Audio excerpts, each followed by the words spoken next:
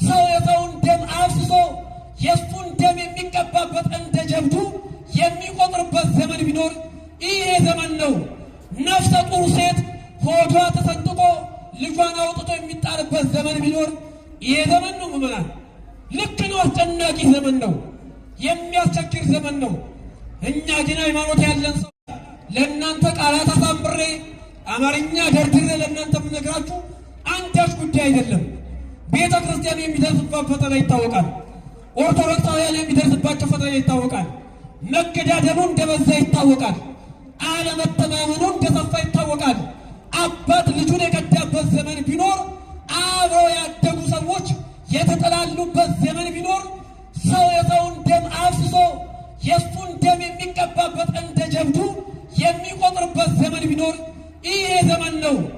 ነፍሰ ጡር ሴት ሆዷ ተሰንጥቆ ልጇን አውጥቶ የሚጣልበት ዘመን ቢኖር ይሄ ዘመን ነው። ምዕመናን ልክ ነው። አስጨናቂ ዘመን ነው። የሚያስቸግር ዘመን ነው። እኛ ግን ሃይማኖት ያለን ሰው በስመ አብ ወወልድ ወመንፈስ ቅዱስ አሃዱ አምላክ አሜን። ኢይደንግጽክሙ ልብክሙ፣ ልባችሁ አይሸበር። የቅዱስ ዮሐንስ ወንጌል ምዕራፍ 14 ቁጥር 1 እና ቁጥር 28 ኦ ክርስቶስ ወልደ እግዚአብሔር ሕያው ክስት ወአብር አዕይንተ አልባቢነ ከመ ንስማ ወንግበር ቃለከ ቅዱሰ። አቤቱ የሕያው እግዚአብሔር ልጅ ሕያው ክርስቶስ ሆይ ቅዱስ የሆነውን ቃልህን እንድንሰማና እንድንሰራበት የልቡናችንን ዓይኖች ታበራና ውስጣዊ ጆሮአችንን ትከፍትልን ዘንድ መልካም ፈቃድ ይሁንልን። እጅግ የተወደዱና የተከበሩ ምሕረትናው ፍቅር የሆኑ ይህንን ታላቅ ሕዝብ በአባትነት የሚመሩ ክቡር አባታችን መላከ ሕይወት መምህር ቀሲስ አሽኔ መኮንን የዚህ ታላቅ ካቴድራል ዋና አስተዳዳሪ፣ እጅግ የተወደዱና የተከበሩ መጋቤ ሃይማኖት ቆሞስ አባ ሀብተ ሚካኤል የዚህ ታላቅ ካቴድራል ምክትል አስተዳዳሪ፣ ክቡር ሊቀ ስዩማን መምህር ፍሬው ያለው የዚሁ ታላቅ ካቴድራል ዋና ጸሐፊ፣ ክቡር አባታችን ሊቀ ብርሃናት ቆሞስ አባ አብርሃም ገረመው አዲሱ የዚህ ታላቅ ካቴድራል የስብከተ ወንጌል መምሪያ ክፍል ኃላፊ፣ ክቡር አባታችን መጋቤ ሐዲስ መምህር ኃይለ ሚካኤል የዚህ ታላቅ ካቴድራል የትርጓሜ መጻሕፍት መምህር፣ ስማችሁን ያልጠራኋችሁ መምህራነ ቤተ ክርስቲያን፣ ሊቃውንተ ቤተ ክርስቲያን፣ አዕይንተ እግዚአብሔር ካህናት፣ ልዑካነ ምስጢር፣ አኀው ዲያቆናት፣ ዘማሪያን፣ የተወደዳችሁና የተከበራችሁ የእግዚአብሔር ልጆች አባቶች፣ እናቶች፣ ወንድሞች፣ እህቶች፣ በዕድሜ ሕፃናት የሆናችሁ ሁላችሁ በክርስቶስ ሆኖ ሐሳባችሁንና ልባችሁን በሚጠብቀው አእምሮንም ሁሉ በሚያልፈው በእግዚአብሔር ሰላም እላችኋለሁ። እንደምን ከረማችሁ? አሜን። ጥልቅነቱ የማይመረመር ከአርያም በላይ የሚርቀው ከበርባሮስ በታች የሚጠልቀው ያለ ትናንት ቀዳማዊ ያለ ዛሬ ማዕከላዊ ያለ ነገ ዳህራዊ የሆነ ያለ መጠን ምሕረቱን ሰጥቶ በቅድስናው ስፍራ አገናኝቶ ቅዱስ ቃሉ እንድንሰማ የፈቀደልን ልዑለ ባሕሪ ሕያው ባሕሪ ቅዱሰ ባሕሪ እግዚአብሔር ስሙ ለዘወትርና ለዘለዓለም እየተመሰገነ ይሁን። ቃል የወረደባት ዙፋን፣ ሥጋ ያረገባት መሰላል፣ እግዚአብሔር ሰው ያየባት መስታወት፣ ሰው ወደ እግዚአብሔር የደረሰባትን ከተም ድልድይ እመቤታችን ሰዓሊተ ምሕረት አቁራሪተ መዓት ቤተ ጸሎት መዝገበ ጸሎት ምዕራገ ጸሎት ድንግል ማርያም ስሟ ለዘወትርና ለዘለዓለም እየተመሰገነ ይሁን። እንኳን ለመጥምቀ መለኮት ለቅዱስ ዮሐንስ ወርኃዊ የመታሰቢያ በዓል በሰላምና በጤና አደረሳችሁ አደረሰን። እዚህ ያደረሰንን እግዚአብሔርን ከፍ አድርጉና መስኪኑት።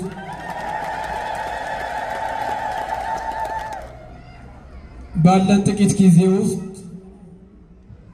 የምንነጋገርበት የትምህርታችን ርዕስ የሚሆነው የቅዱስ ዮሐንስ ወንጌል ምዕራፍ 14ን መነሻ በማድረግ በዛሬው ዕለት ቤተ ክርስቲያኒቱ እንድንማርበት በሥርዓተ አምልኮዋ በሰራችልን በቅዳሴው ክፍል ዋናው ካህን ባነበበቡልን የቅዱሱን ወንጌል ክፍል መነሻ በማድረግ ልባችሁ አይታወክ በሚል ርዕስ እንማራለን። ሁላችሁ ድምፃችሁን ከፍ አድርጉና ልባችሁ አይታወክ በሉ እስቲ። ልባችሁ አይታወክ። ድገሙት። ልባችሁ አይታወክ። አምላካችን ቅዱስ እግዚአብሔር ባልተረጋጋ ዓለም ውስጥ የምንኖረው ዘርፈ ብዙ ችግር አለብን። ወጥቶ መግባት ብርቅ የሆነበት ጊዜ መሆኑ ይታወቃል። በአንድም በሌላ ልዩ ልዩ ፈተናዎች እየደረሱብን መሆኑ ግልጽ ነው። ከዚህ የተነሳ ልባችንን የሚያረጋጋልን እረፍትን የሚሰጠን እርሱ ብቻ እንደሆነ ሊቁ አውግስጢኖስ አቤቱ ጌታ ሆይ ልባችን ባንተ እስካላረፈ ድረስ እረፍት የለውም ብሎ በተናገረው መሰረት እግዚአብሔር እንዲያሳርፈን እየለመንን እየጸለይን በዚህ ርዕስ እንማራለንና ለሁላችንም መረጋጋት እንዲሰጠን ቅዱስ ፈቃዱ ይሆንልን። ጌታችን መድኃኒታችን ኢየሱስ ክርስቶስ ለደቀ መዛሙርቱ የተናገረው ቃል ሲሆን ጸሐፊው ደግሞ ወንጌላዊው ቅዱስ ዮሐንስ ነው። ቅዱስ ዮሐንስ ከ12ቱ ሐዋርያት መካከል አንዱ ነው። ከ12ቱ ሐዋርያት መካከል ደግሞ የምስጢር ሐዋርያት የሚባሉ 3 አሉ። ከነዚያ መካከልም አንዱ ነው። ኢየሱስ ክርስቶስን በጣም ይወደዋል። ክርስቶስም ደግሞ ዮሐንስን ይወደዋል። መጽሐፍ ቅዱሱን በሚጽፍ ጊዜ ግን ስለ ራሱ ጌታ የወደው የነበረ ደቀ መዝሙር እያለ ነው የሚጽፈው። ይህንንም ሊቃውንተ ቤተ ክርስቲያን ስለ ትሕትና እንደሚጽፈው በዚህ አገባብ እንደሚገልጥ ይናገራሉ። አንዳንድ ቦታ ላይ ደግሞ በሊቀ ካህናቱ ዘንድ የሚታወቀው ደቀ መዝሙር ብሎ ራሱን ይገልጣል ዮሐንስ እንጂ ራሱን ዮሐንስ እኔ ዮሐንስ እያለ አልጻፈም። እና በጌታ መወደዱ ከሁሉ የሚበልጠው የተሻለው እርሱ እንደሆነ ያውቃል።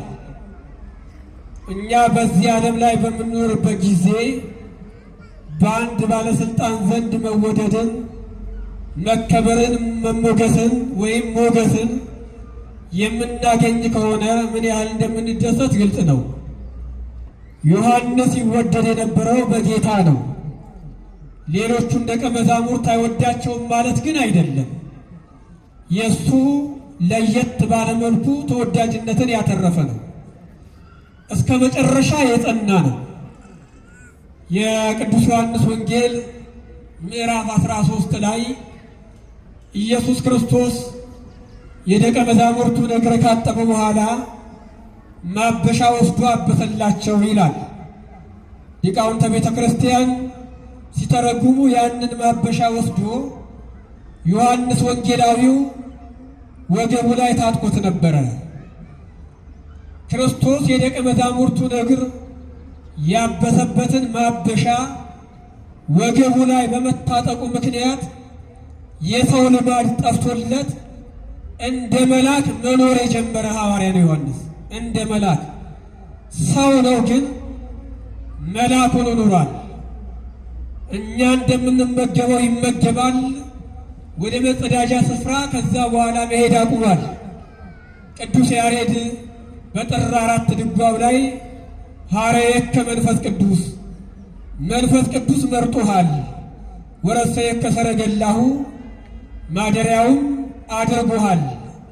ትሩፈ ኩሉ ምግባር ዮሐንስ መልአክ ዘበምድር መልካሙን ሥራ ሁሉ የምትሠራ ዮሐንስ ሆይ ምድራዊ መልአክ ነህ ይለዋል ቅዱስ ያሬድ። ምን አይነት መልአክ ነህ? መልሱልኝ። ምን አይነት መልአክ? ምድራዊ መልአክ እና ቅዱሳን ሰው ሲሆኑ እንደ መልአክ መኖር ችለዋል። ጻድቁ አባታችን አቡነ ተክለ ሃይማኖት 25ኛ ሆነው ከ24ቱ ካህናተ ሰማይ ጋር ተደምረው የሥላሴን ዙፋን ለማጠን በቅተዋል። ቅዱሳን ራሳቸውን በቅድስና ከለዩ በኋላ እንደ መልአክ ይኖራሉ፣ በክብርም ከመላእክትም ይልቃሉ። ወእሉ እንዘ ከማነ ለባስያነ ሥጋ እሙንቱ ቅዱሳት ናቸው ስም በቅዳሴው እነዚህ ሁሉ እንደኛ ሥጋን የለበሱ ናቸው። ተመሰሉ ከመ መላእክት በሕይወቶሙ በኑሯቸው ግን መላእክትን መሰሉ። አንጽሑ ነፍሶሙ ነፍሳቸውን ንጹሕ አደረጉ። ወአጻደው አልባሲሆሙ ልብሳቸውን ነጭ አደረጉ። ወኢያርኮሱ ምኵራበ ሥጋሆሙ የሰውነታቸውን አዳራሽ ቤተ መቅደስነት አላረከሱምና ወተጽሕፈ አስማቲሆሙ ወተጽሕፈ ስሞሙ ይላል ውስተ መጽሐፈ ሕይወት በደመ በግሁ ስማቸው በሕይወት መጽሐፍ በበጉ ደም ተጻፈላቸው ይላል። ስለዚህ በበጉ ደም በሕይወት መጽሐፍ ስማቸው ከተጻፈላቸው መካከል አንዱ ዮሐንስ ወንጌላዊ ነው።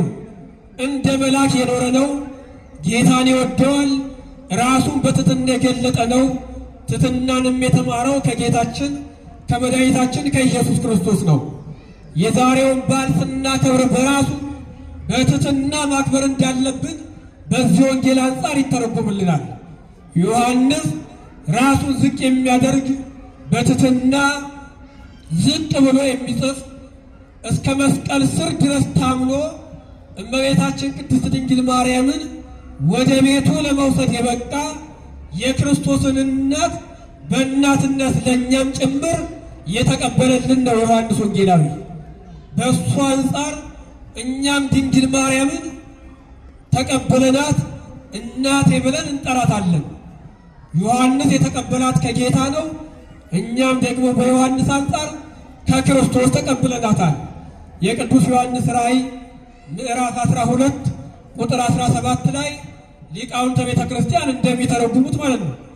ስለዚህ ቅዱስ ዮሐንስ ድንግል ማርያምን ወደ ቤቱ በደንብ ተከታተሉ ከወሰዳት በኋላ ከሌሎቹ ሐዋርያት ይልቅ ልዩ ምስጢር ተገልጦለታል። ማንን ስለወሰደ? መልሱልኝ። ማን ስለወሰደ ነው? እሷ የጸጋ ሁሉ ግምጃ ቤት ናት። መክበበ ጸጋ ናት። የጸጋ መፍሰሻ ናት። ድንግል ማርያምን ወስዶ ምስጢር የማይገለጥለት የለም። በድንግል ማርያም ታምኖ ምስጢር የማይገለጥለት ማንም የለም። ደቀ መዛሙርቱ መንፈስ ቅዱስ የወረደላቸው ድንግል ማርያምን ማዕከል አድርገው በጽርሐ ጽዮን በሚጸልዩበት ጊዜ መሆኑ ይታወቃል። ድንግል ማርያም ወደ ኤልሳቤጥ በምትሄድበት ጊዜ እንዴት ነሽ ብላ ለኤልሳቤጥ የሰላምታዋን ድምፅ ስታሰማ በኤልሳቤጥ መንፈስ ቅዱስ እንደመላባት የጌታ እናት መሆኗን እንደገለጠላት የጌታዬ እናት ወደ እኔ ትመጪ ዘንድ ምንትኑ አነ እኔ ምንድነኝ ብላ በትሕትና ራሷን እንደጣለች መንፈስ ቅዱስ የአምላክ እናት መሆኗን ለኤልሳቤጥ እንደገለጠላት ግልጽ ነው። ስለዚህ ድንግል ማርያምን ይዞ በድንግል ማርያም ታምኖ ምስጢር የማይገለጥለት ማንም የለ ነው። ከቤተ ክርስቲያን ሊቃውንት መካከል ቅዱስ ጎርጎርዮስ የኑሲሶ ኤጲስቆጶስ ቅዱስ ጎርጎርዮስ ነባቤ መለኮት በብዙ አጠረ ጎርጎርዮስ የሚባሉ በሃይማኖት አበው በጣም ብዙ አሉ። አብዛኞቹ ግን ምስጢረ ሥላሴን አምልጠው የተናገሩ ሊቃውንት ናቸው። ቅዱስ ጎርጎርዮስ የሥላሴን ምስጢር ለመረዳት በጣም ብዙ ጊዜ ሽቶ ተምሮም አልረዳው አልገባ ነው። እየሰማችሁ ነው? እግዚአብሔር ሁላችሁ የሚስማን እና ምስጢረ ሥላሴን እንዲረዳ ፈለገና ቢያነብ አልገባ ነው፣ ቢጠይቅ ቢመለስለት አልገባ ነው። መጨረሻ ላይ አማራጭ አድርጎ የወሰደው ድንግል ማርያም መጠየቅ ነበረና እና ወደ እመቤታችን ወደ ድንግል ማርያም ስዕል ስር ሄዶ በስዕሏ ፊት ተደፍቶ ድንግል ማርያምን እናቴ ሆይ የሥላሴን አንድነትና ሦስትነት እንድረዳው እባክሽ አንቺ ምስጢሩን ግለጭልኝ ብሎ እመቤታችንን ተማጸናት። ድንግል ማርያም ዮሐንስ ወንጌላዊውን ጠራችና በመንፈስ አንተ ነህ ምስጢረ ሥላሴን አብልጦ ከተናገሩ መካከል የመጀመሪያው አንተ ስለሆንክ ሂድና ለቅዱስ ጎርጎርዮስ ተርጉምለት አለችው። ድንግል ማርያም ማንን? ዮሐንስ ማንን? ወንጌላዊ ነው። ዮሐንስ ወንጌላዊ እንዴት ተገለጠለት? እሷን ወደ ቤት ወደ ሕይወቱ ስለወሰደ ነው። ቤት ወደ ተባለ ሰውነቱ ድንግል ማርያምን ስለወሰደ ጭምር ነው። እና ቅዱስ ጎርጎርዮስ ደግሞ በስዕሏ ፊት ተደፍቶ ድንግል ማርያምን ቢማጸናት ሂድና ተርጉምለት ብላ ዮሐንስን ላከችለት። ዮሐንስ ወንጌላዊው ወደ ቅዱስ ጎርጎርዮስ ሄደና ቀዳሚሁ ቃል የሚለውን የዮሐንስ ወንጌል ምዕራፍ 1 ቁጥር 1ን ተረጎመለት። ልክ እሱን ተርጉሞ እንደጨረሰ እመቤታችን ቅድስት ድንግል ማርያም ቅዱስ ጎርጎርዮስን ብትባርከው የሥላሴ ምስጢር ተገለጠለት ይላል። ክብር ለወላዲተ አምላክ ለድንግል ማርያም ይሁንልን። እና ቅዱስ ጎርጎርዮስ ምን አለ? መቅድመ ሁሉ ንሰብክ ሥላሴ እሩየ፣ ከሁሉም በፊት አስቀድመን የሥላሴን ነገር እንሰብካለን አለ። ዘውእቱ አብ ወወልድ ወመንፈስ ቅዱስ፣ እሱም አብ ወልድና መንፈስ ቅዱስ ነው አለ። ከሁሉ የሚቀድመው ይህ ጉዳይ ነው። ሃይማኖታችን በሥላሴ ማመን ነው። በቅድስት ሥላሴ እንዘ አምን ብለን የምንጸልየው በዘወትር ጸሎታችን ላይ ለዛ ነው። በቅድስት ሥላሴ እናምናለን በሉ ሲውላችሁ፣ በቅድስት ሥላሴ እናምናለን በሉት እስቲ፣ በቅድስት ሥላሴ እናምናለን በሉት። በቅድስት ሥላሴ እናምናለን። ከሁሉ የሚቀድመው የሃይማኖታችን ትምህርት ምሰሶ የሆነው ምስጢረ ሥላሴ ነው። አንድ ሰው የተዋሕዶ እምነት ተከታይ ነኝ ለማለት በሥላሴ አንድነትና ሦስትነት ማመን አለበት።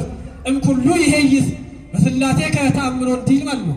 ከሁሉም የሚሻለው በእሱ ማመን ነው። የሚቀድመውን ትምህርት እርሱ ነው። እያንዳንዳችን ማንኛውንም አገልግሎት የምንፈጽመው በሥላሴ ስም ነው። ይህ ቤተ ክርስቲያን ከመመስረቱ በፊት የሚባረከው በቅድስት ሥላሴ ስም ነው። መሰረት የሚኖረው የመሰረት ድንጋይ የሚቀመጠው በሥላሴ ስም ተባርኮ ነው። ጸሎት የምንጀምረው በሥላሴ ስም ነው።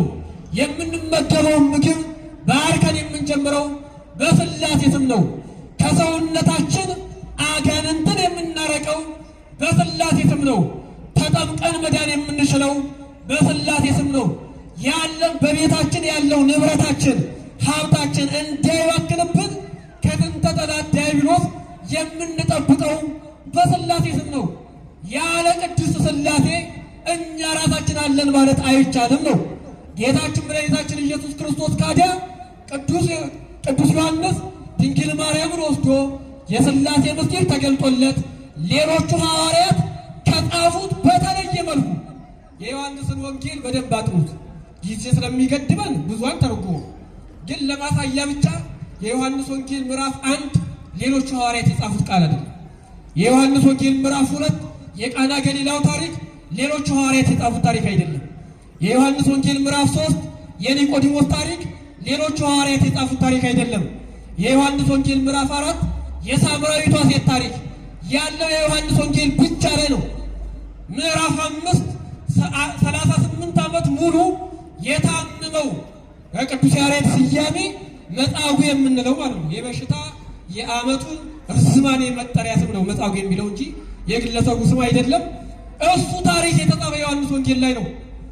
ስለዚህ ቅዱስ ዮሐንስ ለየት ባለ መልኩ ሌሎቹ ሐዋርያት ከጻፉት በተለየ መልኩ የጻፈው ለምንድን ነው ከተባለ ድንግል ማርያምን ወደ ቤት ወስዶ ምስጢር ስለተገለጠለን ነው። ልውሰዳችሁ ምዕራፍ 14 ላይ ሌሎቹ ሐዋርያት ከጻፉት በተለየ መልኩ ስለ መንፈስ ቅዱስ ጻፈ ዮሐንስ። ኢይደንግጽክሙ ልብክሙ፣ ልባችሁ አይታወክ፣ እመኑ በእግዚአብሔር በእግዚአብሔር እመኑ ወእመኑ በየ በእኔም ደግሞ እመኑ። እስመ ውስተ ቤተ አቡየ ብዙ ማኅደር ሞቱ ብዙ ማኅደር ወምዕራፍ ሞቱ። በአባቴ ቤት ብዙ መኖሪያ ያለላችሁ ብዙ ማረፊያ ያለላችሁ፣ ስለዚህ ልባችሁ አይደንግጥ አለ። እስቲ በአባቴ ቤት ወርስ ሁላችሁ በአባቴ ቤት ብዙ መኖሪያ አለላችሁና ልባችሁ አይሸበር። እንዲህ ያለ ዮሐንስ ሲጽፍልን ክርስቶስ እንደተናጋሪው ልባችሁ አይደንግጥ፣ ልባችሁ አይሸበር፣ ልባችሁ አይታወክ። በሦስቱም ተቀምጧል። ስለዚህ በእኔ እመኑ አለ። በእግዚአብሔርም እመኑ። በእግዚአብሔር ካመናችሁ ልባችሁ አይሸበርባችሁ።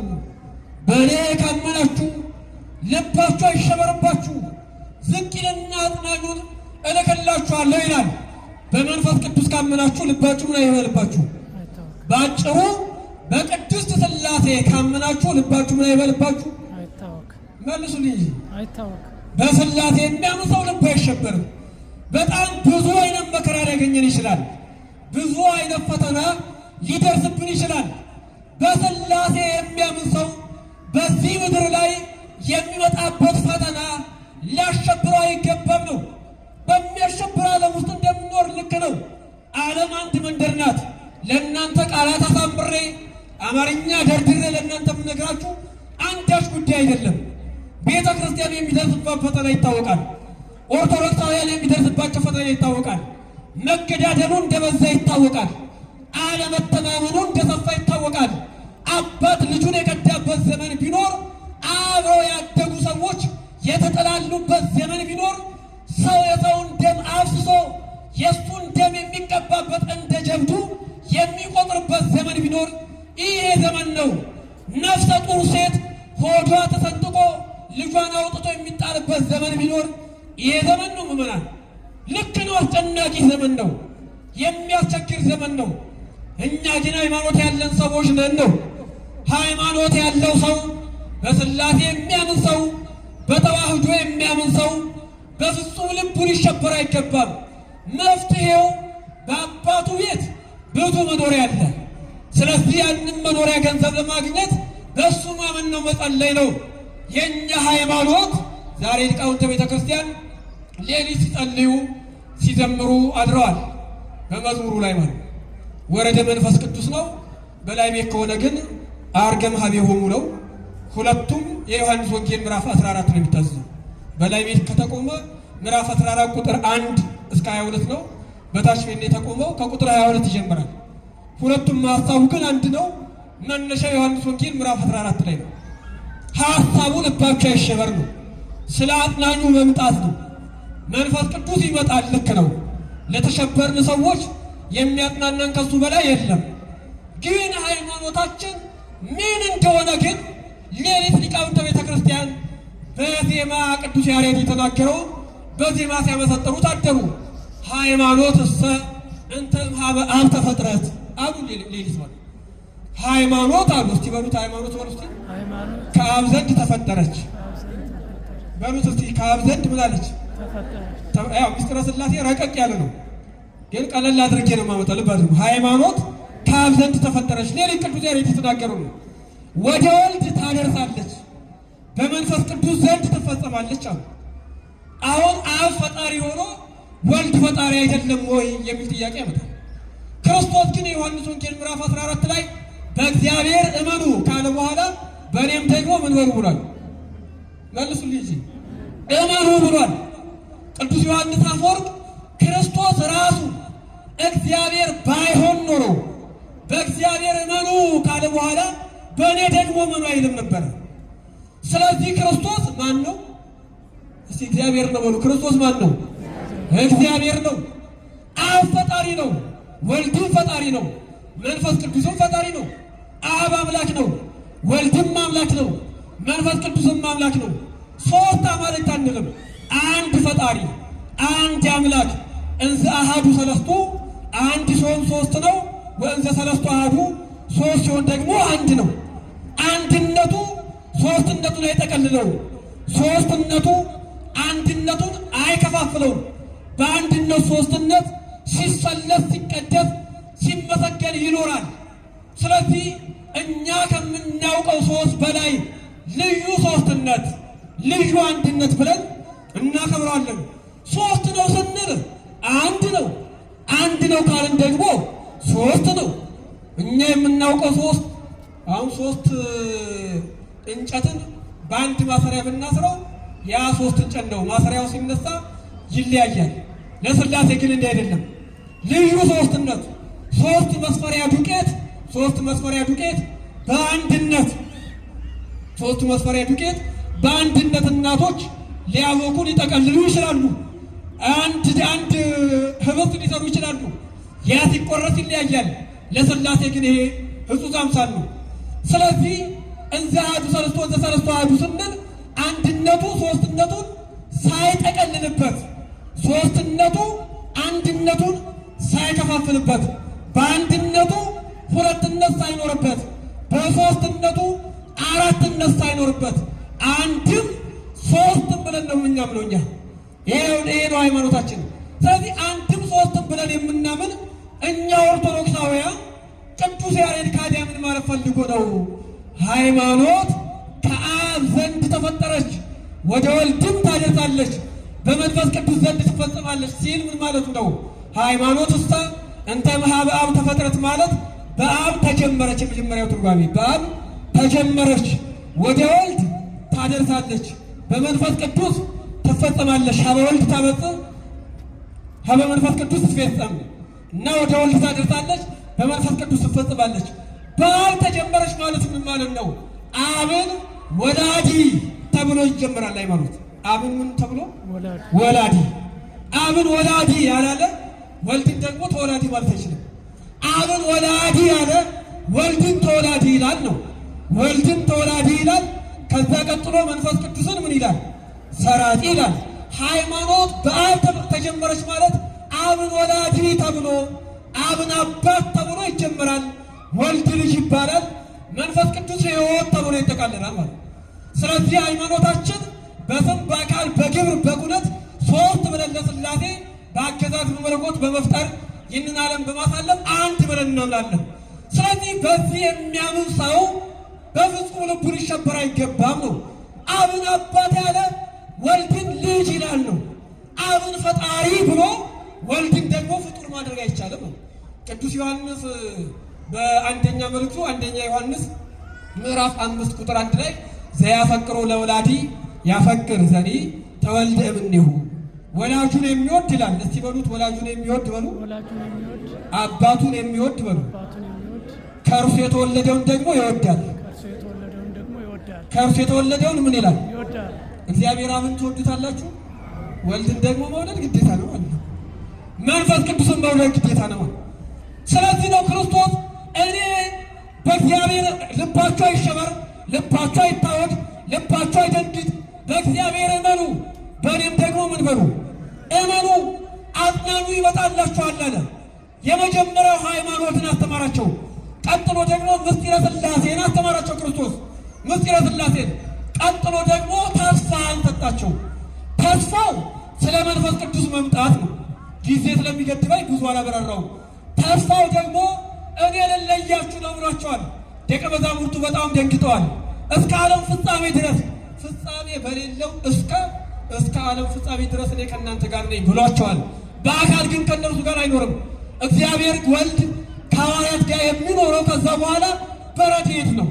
በአካል ሊለያቸው እንደሆነ ገባቸው። ጥቂቱን አበርክቶ የመገባቸውን ከተናቀ ስፍራ አምጥቶ ሞገስ የሆናቸውን ለክብር ያበቃቸውን የታመሙ ድውያንን በስሙ እንዲፈውሱ በርኩሳን መናፍስት ላይ ስልጣን የሰጣቸውን ሙት እንዲያስነሱ ያደረጋቸውን ከአምስት ገበያ መካከል ለይቶ የመረጣቸው ክርስቶስን ሊለያቸው እንደሆነ ሲያስቡ ደቀ መዛሙርቱ በጣም ተጨነቁ። እንደ አባት ነው ክርስቶስ የሚንከባከባቸው፣ የሚያስፈልጋቸውን ሁሉ ያደርግላቸዋል። አሁን ልለያችሁ ነው አላቸው። ይህን ጊዜ በጣም ተሸበሩ፣ በጣም ተነገጡ፣ በጣም አዘኑ። ስለዚህ ክርስቶስ ልባቸው አይሸበር፣ ልባቸው አይታወክ፣ ልባቸው አይደንግጥ፣ በእግዚአብሔር እመኑ፣ በእኔም ደግሞ እመኑ፣ አጽናኝ ይመጣላችኋል፣ እሱን የነገርኳችሁ ያስተምራችኋል ይላቸውና ወላጆች እንደሌላቸው ልጆች አልተዋችሁም አለችው። ወላጆች እንደሌላቸው ምን አልተዋችሁም? በቃ እንደ ወላጅ አልባ ወላጅ አልባ የለም። ሁሉም ወላጅ ያለው የሚወለድ ሁሉ ወላጅ ያለው። አንዳንዴ በተለምዶ ወላጅ አልባ እንላለን። ወላጅ የሌለው የለም፣ ወላጅ ያጣ ነው። ስለዚህ ወላጆች እንደሌላቸው ልጆች ወላጆቻቸውን እንዲያጡ ልጆች እንደ ድሃ አደግ አልተዋችሁም፣ እኔ ከእናንተ ጋር ነኝ አትፍሩ ብሎ ክርስቶስ ተስፋ ይሰጣቸዋል። ከዛሬው ትምህርት አንጻር ግን እስመ ውስተ ቤተ አቡየ ብዙ ማኅደር ወቱ፣ በአባቴ ቤት ብዙ መኖሪያ፣ ብዙ ማረፊያ፣ ብዙ ማደሪያ አለ የሚለውን ብቻ ተርጉምና ትምህርት ልቋጨው። በአባቴ ቤት ወሉ ሲውላችሁ በአባቴ ቤት ብዙ መኖሪያ አለ አላቸው ክርስቶስ። አሁን ይሄኛው በደንብ አስተውሉ። ይሄኛው የመጨረሻ የክርስትና ግቡ መጠቃለያው ሐሳብ እያንዳንዳችን የምንጾመው የምንጸልየው አስራት በኩራት የምናወጣው ቅዳሴ የምናስቀድሰው ለድሃ የምንመጸውተው ብዙ በጎ ተግባራትን የምንፈጽመው በአባቴ ቤት ብዙ መኖሪያ አለ ብሎ ክርስቶስ ከተናገረው በትርጓሜ ከተቀመጠው አንዱ መንግሥተ ሰማያትን ለመውረስ ነው።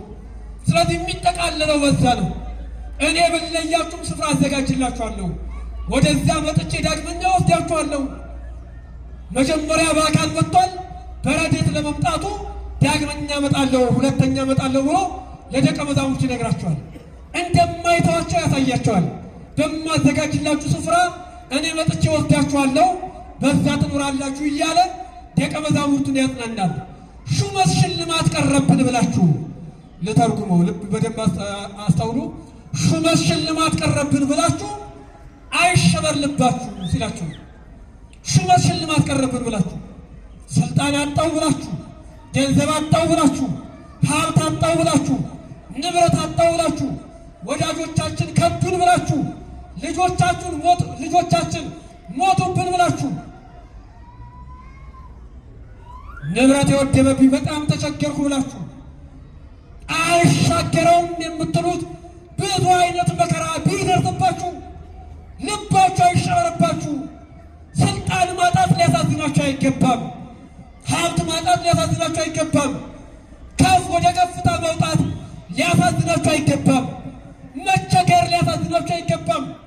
ስለዚህ ልባችሁ አይሸበር። ብዙ ቅዱሳን አሉ፣ እነሱን አብነት አድርጓቸው አለ። እነ ቅዱስ ዮሐንስ አፈወርቅ ማለት ነው። ቅዱስ ዮሐንስ አፈወርቅ ወደ ስልጣኑ ዓለም እንዲመጣ ምዕመናን ተሰባስበው ጠየቁት፣ ካህን ሁንልን አሉት። ቅዱስ ዮሐንስ አፈወርቅ ግን እኔ ቄስ መሆን አልፈልግም አለችው።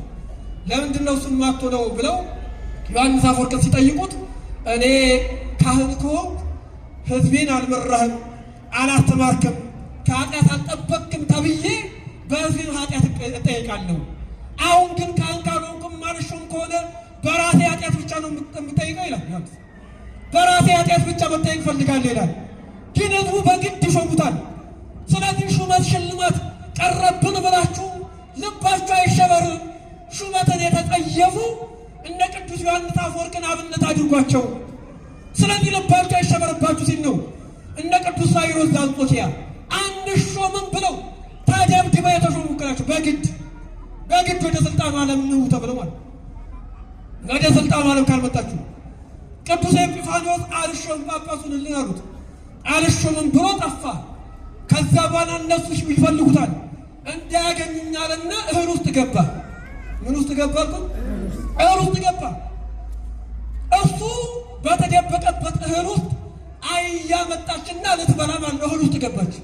አህያ ፈቃደ እግዚአብሔር ስለሆነ ልትመገበው ወደ እህል ውስጥ ስትገባ እህሉን እንዳታጠፋ አለና ጠባቂ መጥቶ አህይቷን ሊያስወጣ ሲል ቅዱስ ኤጲፋንዮስን እዛ ውስጥ አገኘው። ስለዚህ የምትፈልጉት ኤጲፋንዮስ እዚህ ነው አለና በግድ ይዘው አመጡት፣ አሰሩት። እምቢ ቢል በፍቅር ደብድበውት ሾሙት ነው የሚለው። ስለዚህ ሹመት ሽልማት ቀረብን ብላችሁ እንደ ቅዱስ ኤጲፋንዮስን አብነት አድርጋችሁ ልባችሁ አይሸበርባችሁ አለ ክርስቶስ።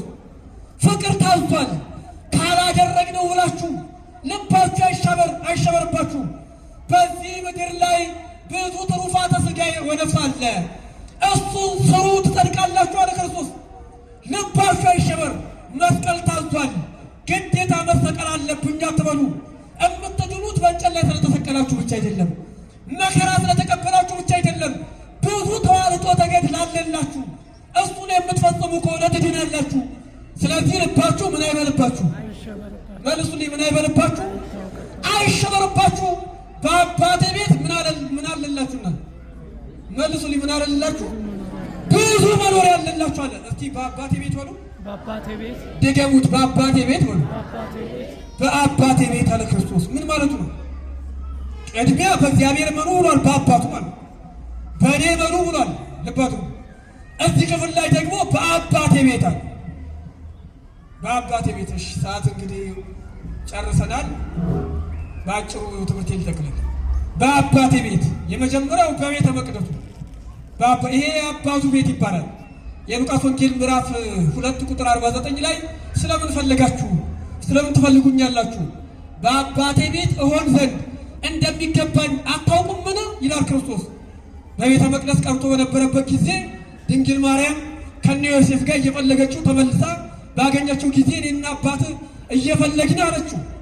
ዮሴፍን አባት ብላ ጠራች ድንግል ማርያም።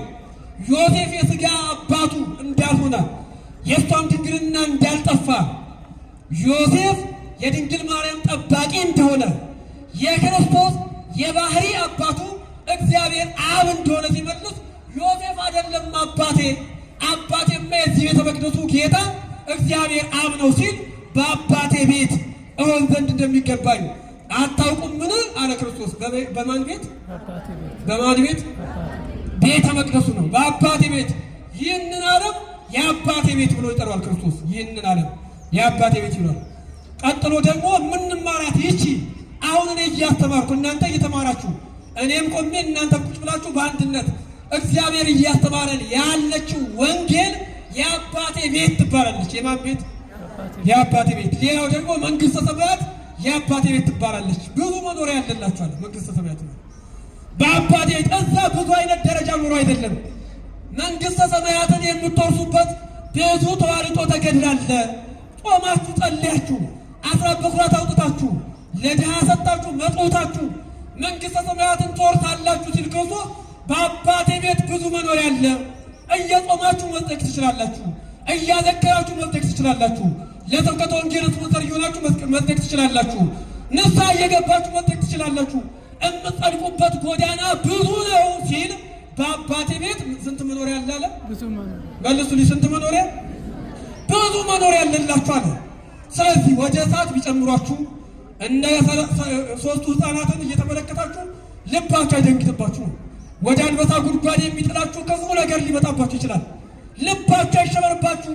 እነ ዳንኤልን ተመልከቷቸው ነው። የራሳችሁ ወንድም በቅናት ተነሳስቶ ሰሞኑን እንደምናየው ማለት ነው ቢገድላችሁ ቃየንንና አቤልን እየተመለከታችሁ አቤልን አስባችሁ ልባችሁ አይሸበርባችሁ። እዚህ ምድር ላይ የምንፈተነው ፈተና በአጠቃላይ ወደ መንግሥተ ሰማያት ለመግባት በብዙ መከራ በብዙ ፈተና ወደ እግዚአብሔር መንግሥት እንገባለን ተብሎ በሐዋርያት ሥራ ምዕራፍ 14 ቁጥር 21 ላይ ስለተጻፈ በብዙ መከራ ወደ እግዚአብሔር መንግሥት እንደምንገባ ምዕራፍ 21 ቁጥር 14 ላይ ስለተጻፈ በብዙ መከራ ወደ እግዚአብሔር መንግሥት ስለምንገባ ልባችሁ አይሸበር ነው።